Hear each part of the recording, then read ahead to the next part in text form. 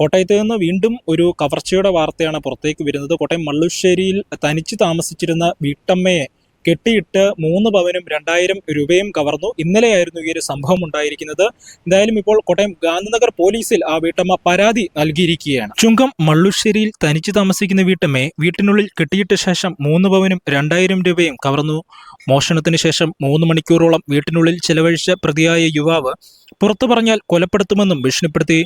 കെട്ടഴിച്ച ശേഷം ഇവർ രാവിലെ കോട്ടയം ഗാന്ധിനഗർ പോലീസ് സ്റ്റേഷനിലെത്തിയാണ് പരാതി നൽകിയത്. ചുങ്കം മള്ളുശ്ശേരി ഗുരുമന്ദിരത്തിന് സമീപം കോയിത്തറ വീട്ടിൽ പരാതിനായ ജോസിന്റെ ഭാര്യ സോമ ജോസാണ് മോഷണത്തിനിരയായത്. സംഭവത്തിൽ പ്രതിയായ യുവാവിനായി Kottayam Gandhinagar SHO inspector T ശ്രീജിത്തിന്റെ നേതൃത്വത്തിൽ അന്വേഷണം തുടങ്ങി. ചൊവ്വാഴ്ച വൈകിട്ട് 6 മണിയോടെയാണ് കേസിനാസ്പദമായ സംഭവമുണ്ടായത്. ഇവർ തനിയെ താമസിക്കുന്ന വീട്ടിലെത്തിയ പ്രതി വീട്ടമ്മയെ കസാരയിലിരുത്തി കയ്യിൽ സെല്ലോട്ട പൊട്ടിച്ച് ബന്ധിക്കുകയായിരുന്നു. തുടർന്ന് ഇവരുടെ കഴുത്തിൽ കിടന്ന 3 പവൻ തൂക്കം വരുന്ന മാല പൊട്ടിച്ചെടുത്തു. ഇതിനുശേഷം വീട്ടിൽ സൂക്ഷിച്ചിരുന്ന പണവും മോഷ്ടിച്ചു. മോഷണ വിവരം പുറത്തു പറഞ്ഞാൽ വീട്ടമ്മയെ കൊലപ്പെടുത്തുമെന്ന് ഭീഷണിപ്പെടുത്തിയ ശേഷമാണ് പ്രതി സംഭവസ്ഥലത്ത് നിന്ന് രക്ഷപ്പെട്ടത്. രാവിലെ കെട്ട് സ്വയം അഴിച്ചാണ് ഇവർ പോലീസ് സ്റ്റേഷനിലെത്തിയത്.